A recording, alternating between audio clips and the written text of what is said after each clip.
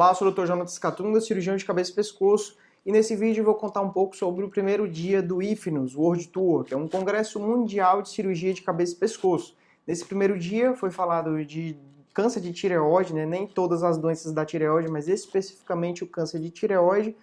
Apesar de tireoide ser boa parte do dia a dia do cabeça e pescoço, esse congresso ele foi feito em 4 dias e precisa falar de todos os temas e atualizar nós cirurgiões de cabeça e pescoço sobre tudo. Então não deu nem para começar realmente a se aprofundar sobre as doenças da tireoide, mas foi muito bacana e eu vou te mostrar nesse vídeo.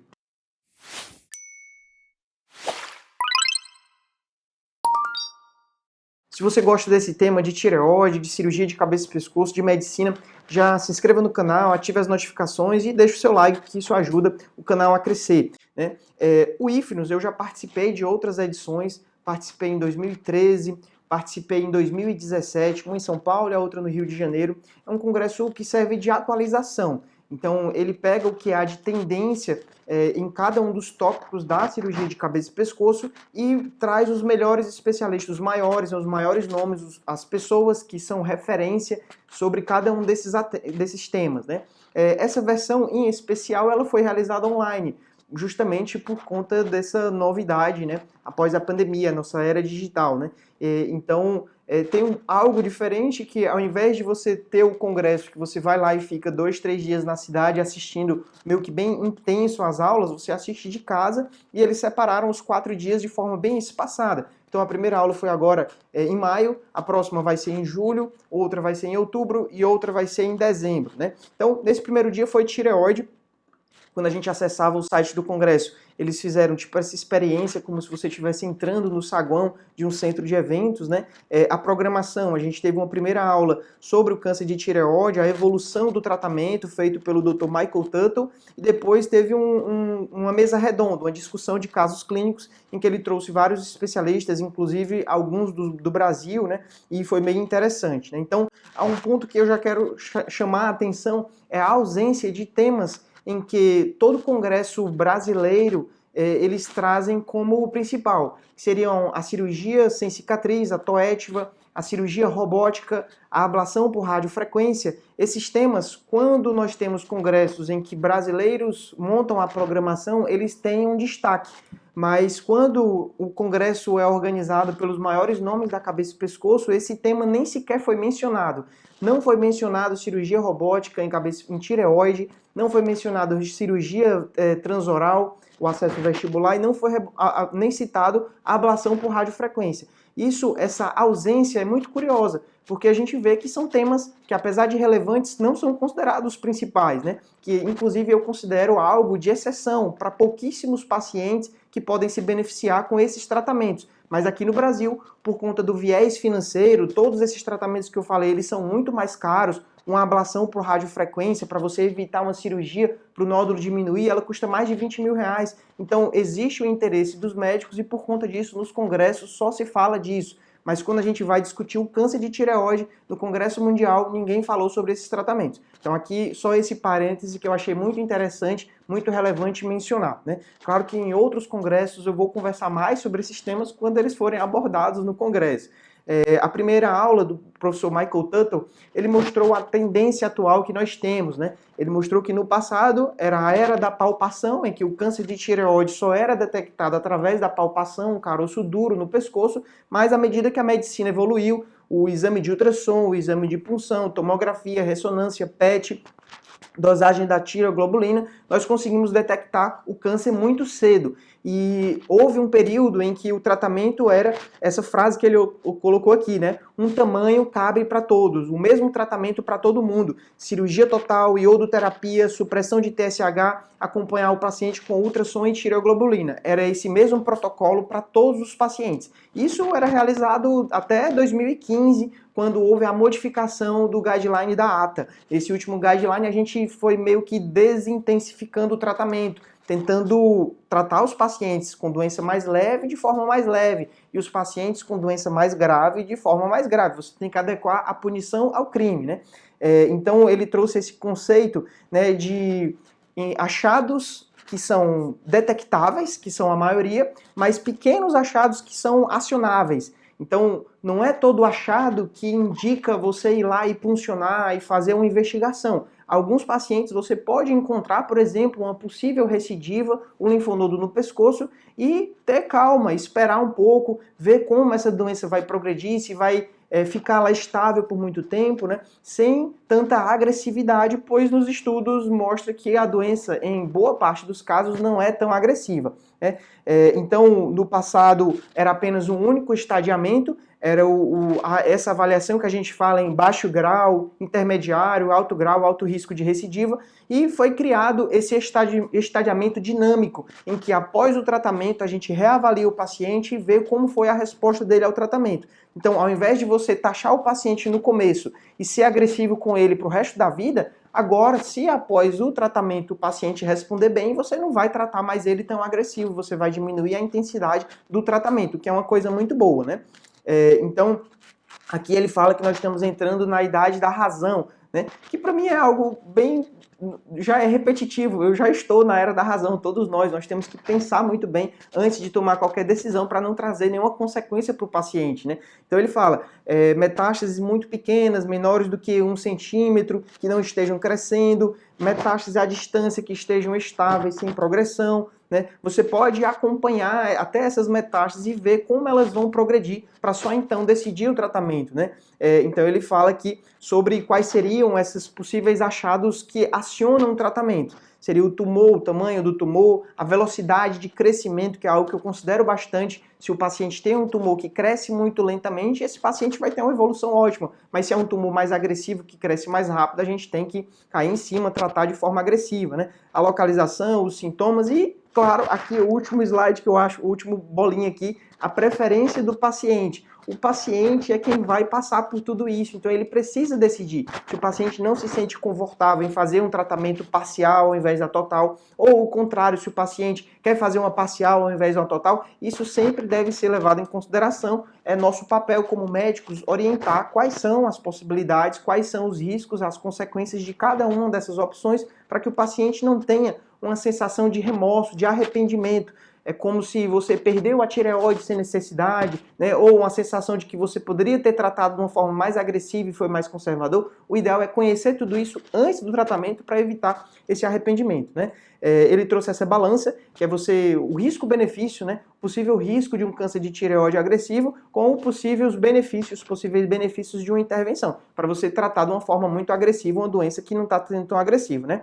Então, essa foi a primeira aula. Foi muito interessante para deixar todo mundo a par da tendência, né, de diminuir a intensidade do tratamento, só que aqui fica interessante. Depois dessa aula, a gente teve uma mesa redonda com discussão de 3 casos, e os painelistas, eles não sabiam dos casos. Então, por exemplo, esse primeiro caso era um homem de 62 anos, sem nenhum sintoma, que encontrou esse nódulo de 1,8 centímetro, um nódulo hipoecóico, com microcalcificações, com bordas irregulares, já tocando aqui a parede anterior da tireoide, que a punção confirmou carcinoma papilífero. Fora isso, o paciente não tinha nenhuma doença, só hipertensão. Então, esse caso, se chegasse para mim, a melhor conduta seria tireoidectomia total, e acompanhar esse paciente de perto, dependendo do resultado da biópsia, provavelmente iodoterapia. Seria esse tratamento. Por quê? Por conta da idade, por conta do sexo masculino e por conta do tamanho do tumor. Um nódulo acima de 1 centímetro. Essa é a conduta de boa parte dos cirurgiões de cabeça e pescoço. Eu acredito que no Brasil pouquíssimos indicariam a cirurgia parcial para esse paciente. Pela idade, pelo sexo, a gente já iria para total, porque a gente sabe que os homens, em geral, não se cuidam da forma adequada, não fazem os exames quando tem que fazer, às vezes somem após o tratamento. Então, esse paciente poderia não evoluir tão bem. Por conta disso, a gente trata de uma forma mais agressiva. Mas a discussão dos painelistas foi, não, vamos fazer a cirurgia parcial. Mesmo um tumor desse tamanho, um paciente com essas considerações, né?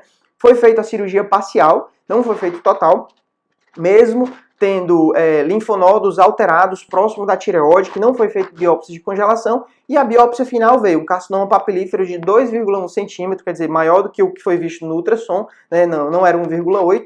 Ele não tinha fatores adversos, mas além desse tumor, tinha um outro foco de 0,1 centímetros, quer dizer, era um tumor multifocal. Então, quando o paciente tem um tumor multifocal, aumenta a chance de, do lado que sobrou, na metade da tireoide que sobrou, ter outros focos, né, outros focos de tumor, outros nódulos, por exemplo, né, que são o próprio câncer. Então, nesses pacientes com doença multifocal, o mais prudente seria a cirurgia total, né?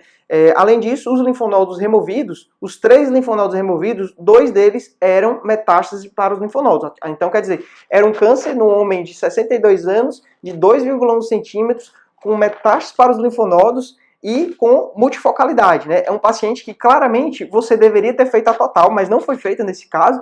E quando fez a parcial, a discussão da bancada não era totalizar, era acompanhar esse paciente. Então você fica assim, eles estão, parece, né, esses professores que estão lá em cima, eu não sei se é por conta do ego, de se você não mudar de opinião, não sei o que é que acontece, não sei se lá o câncer de tireoide é tão bonzinho que eles vão perdendo esse medo, né, vão meio que tratando de uma forma cada vez menos agressiva, mas dessas opções aqui, a boa parte deles estavam aqui na opção A, você apenas observar esse paciente depois da cirurgia, não fazer nada. Enquanto que aqui a minha opinião seria completar a cirurgia, fazer esvaziamento e fazer a iodoterapia, baseado no resultado final da biópsia, mas já sabendo que ia fazer a iodoterapia, né? Então, enquanto esse paciente eu vejo que precisa de um tratamento mais agressivo, a mesa lá dos painelistas estava querendo ir para um tratamento mais conservador. E aí, o resultado, o que é que foi feito?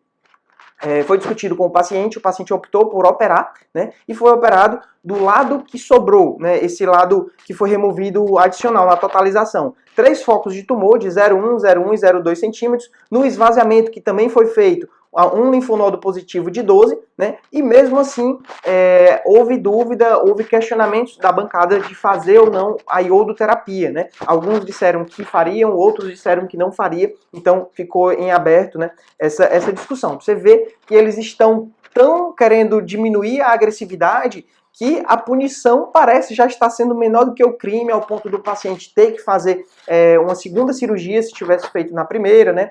Outro caso era uma mulher de 49 anos que veio com uma tireoide, uma massa tireoidiana, tireoide aumentada sem nenhum outro sintoma.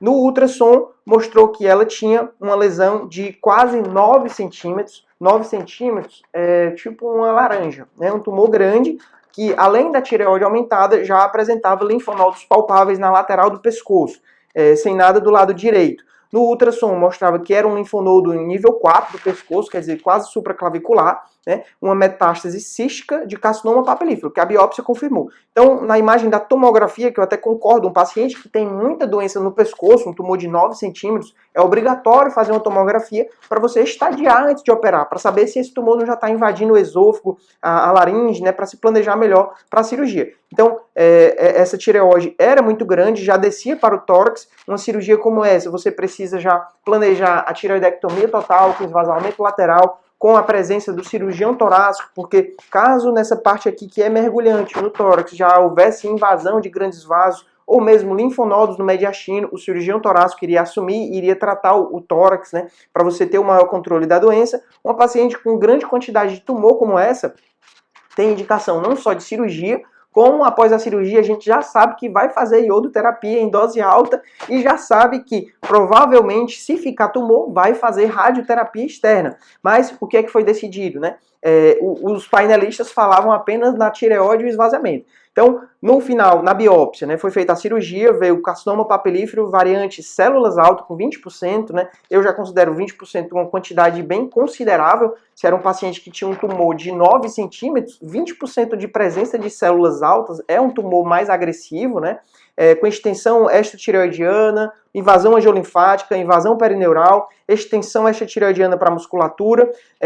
A quantidade de linfonodos acometidos foi pequena, né, de 14 linfonodos no nível central, apenas uma metástase, do esvaziamento lateral de 39 linfonodos, apenas uma metástase, mas com 3,5 centímetros. Então, essa paciente, após a cirurgia, aqui não vejo ainda necessidade de irradiar o pescoço, de radioterapia, mas de iodoterapia em dose alta, sim, né?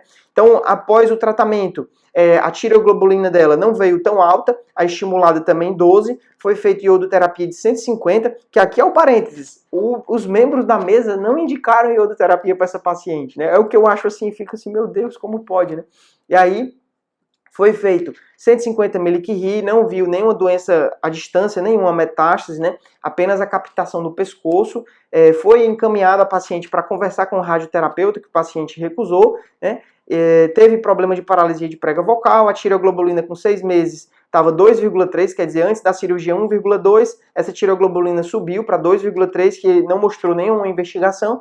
Um ano após a cirurgia, o paciente veio com dor no quadril e, quando fez uma radiografia do ombro, estava lá uma metástase óssea para a cabeça do húmero, já com uma fratura patológica. Essa linhazinha aqui é uma linha de fratura, quer dizer, é uma paciente que desde o começo tinha uma doença agressiva, em que constantemente a discussão da bancada era não tratar de forma agressiva, né? Você vê que às vezes esses painelistas, essas pessoas que estão lá na frente, elas vão querendo passar essa mensagem de não fazer cirurgia, fazer vigilância ativa, só observar um câncer, mas às vezes esse ego, essa vontade de mostrar que isso pode ser o caminho, quem pode pagar é o paciente, né? Quem pode sofrer as consequências. Então a gente precisa saber, né, diferenciar o tumor que é do bem e do tumor que é do mal. Os dois casos aqui eram tumores do mal, que tentaram tratar de forma menos agressiva e o tumor se mostrou, né, como realmente um tumor agressivo. O terceiro caso é mais uma atualização do carcinoma medular, não teve muita discussão. Era um homem de 59 anos que encontrou um carcinoma medular esporádico. Ele já veio com uma calcitonina muito alta, 1.300, um CEA muito alto, veio com paresia de prega vocal e veio com nódulos no fígado e nódulos no pulmão e lesões nos ossos. Então, quer dizer, ele já veio com a doença disseminada, já com várias metástases para vários locais, né? Então ele mostrou aqui na tomografia do pescoço massa cervical lateral, né, massa tireoidiana já invadindo o nervo, provavelmente por isso que ele tem a paralisia de prega vocal, né? E ele trouxe os guidelines americanos, né, da ATA e da BTA, o britânico, né? Nos dois fala em fazer esvaziamento cervical eletivo ou até bilateral, né, apesar do paciente ter doença mais de um lado, né, baseado nos níveis de calcitonina. Calcitonina acima de 20, esvaziamento central do mesmo lado, não, ipsilateral eletivo, esvaziamento lateral. Acima de 200 é o esvaziamento bilateral, abrir o pescoço todo e esvaziar completamente. Esse seria o guideline, né? E aí ele trouxe as opções, cirurgia, que é algo que é utilizado de rotina para esses pacientes, o vandetanime, que é o Caprelsa. Então o Caprelsa a gente utiliza muitas vezes após a cirurgia, removeu toda a doença. O Caprelsa é uma quimioterapia que vai ajudar a diminuir a quantidade de tumor, mas a novidade, que eu até não conhecia, foram as medicações que foram recentemente aprovadas, a terapia direcionada para o gene RET. Então, o carcinoma medular é um tipo de câncer que ele surge justamente por conta da mutação do gene RET. E hoje em dia nós temos esses dois medicamentos, selpercatinib e prazeltinib, medicamentos que são específicos para essa mutação. Então, se o tumor é RET positivo, ele pode responder muito bem a esse tratamento, né? E foi o que foi feito nesse paciente. O paciente não foi diretamente para a cirurgia, foi para a quimioterapia. A quantidade de doença que ela teve diminuiu 40%, né? Teve uma resposta muito boa após 4 meses. E quando foi para a cirurgia acabou sendo uma cirurgia menor, já que não tinha tanta doença, tanta metástase, né?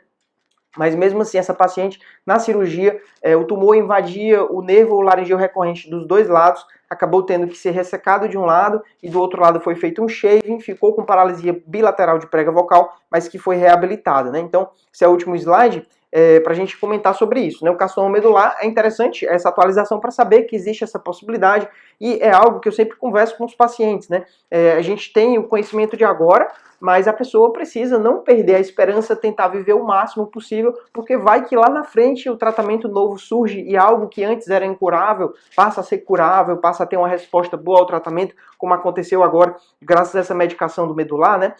E o outro ponto, né, que ficou um ensinamento para mim, é o faço o que eu digo, mas não faço o que eu faço, né? Você vê os painelistas dando aula, falando para tratar de forma cada vez menos agressiva. Os dois casos de papilífero, eles, a gente pode dizer assim, comeram bola, né? Tentaram ser de uma forma menos agressiva e o câncer era um câncer do mal, mais agressivo. Então a gente precisa ter esse bom senso, né? Às vezes, profissionais que não têm muita experiência com câncer de tireoide agressivo, principalmente, por exemplo, endocrinologistas, que não é o dia a dia o câncer de tireoide. O câncer de tireoide é uma doença do cabeça e pescoço. O paciente, quando o câncer volta, vai para o cabeça e pescoço. O paciente, quando tem uma massa muito grande, nem procura o endócrino, vem direto para o cabeça e pescoço. Então, alguns endocrinologistas, principalmente os mais jovens, eles não têm muito contato com o câncer de tireoide agressivo. E aí quando vão para um congresso, veem os painelistas falando isso, né? Vamos tratar de forma menos agressiva, acaba perdendo o medo, deixa de encaminhar o paciente para cirurgia, deixa de encaminhar o paciente para iodoterapia, começa a propor tratamentos como ablação por radiofrequência, vigilância ativa, cirurgia pelo lábio, que não tem como estadiar tão bem o pescoço. Então, tudo isso você vai vendo que talvez lá na frente a gente vai ter um boom de recidivas, os pacientes com a doença piorando. Claro que eu não tenho como prever o futuro, nem acho que isso vai acontecer. A gente precisa saber só diferenciar qual é o paciente que tem critérios para você ser menos agressivo e pacientes que você precisa ser mais agressivo, né? É igual o crime, você não pode usar a mesma penalidade para todos os criminosos, né? Os crimes mais leves, uma punição mais leve, os crimes mais graves, uma punição mais grave. A gente precisa saber diferenciar de acordo com as informações que a gente tem. As pesquisas mais modernas, de ponta, lá na frente, o que é que está sendo pesquisado? São as mutações que o tumor tem. A gente pesquisa todo o painel genético do tumor, né, vê todo o DNA e vê quais são os pacientes que têm fatores para responder bem ao tratamento e os que não têm, vê quais são os que têm uma maior chance de recidivar ou não, mas isso ainda não está disponível, né, pelo menos para todo mundo, né, apenas em quem está em centros de pesquisa. Em breve isso vai chegar, né? Então era isso. Eu aprendi bastante com essa discussão toda de cabeça e pescoço, principalmente de tireoide. Nesse dia teve mais 2 painéis, um para cirurgia de base de crânio, um para tratamentos de quimioterapia e radioterapia para as outras patologias de cabeça e pescoço, não tireoide, câncer de orofaringe, câncer de laringe, câncer de...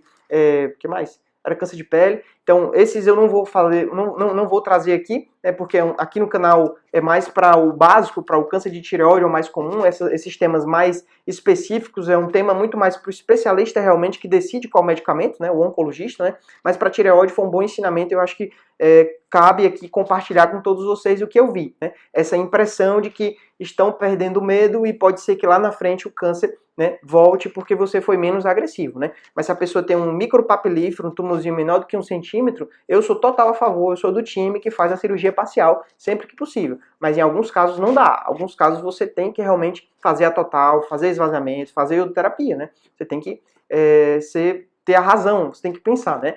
Beleza? Então é isso, muito obrigado. Se você gostou desse vídeo comentando congressos, responde aqui nos comentários, né? Diz que esse vídeo te ajudou, né? Que aí todo congresso que eu for, inclusive nos próximos dias do IFNOS, eu vou trazer a atualização, vou gravar direitinho. E se você é da área de cabeça e pescoço, principalmente residente que está assistindo esse vídeo, manda uma mensagem porque eu gravei as aulas. Eu não vou postar isso para ninguém porque eu posso ser até preso, né? Mas se você é da área profissional da saúde, manda uma mensagem que eu tenho o maior prazer de compartilhar. Eu acho que esse conhecimento deveria ser compartilhado gratuitamente para todo mundo, mas eles cobram, claro, né?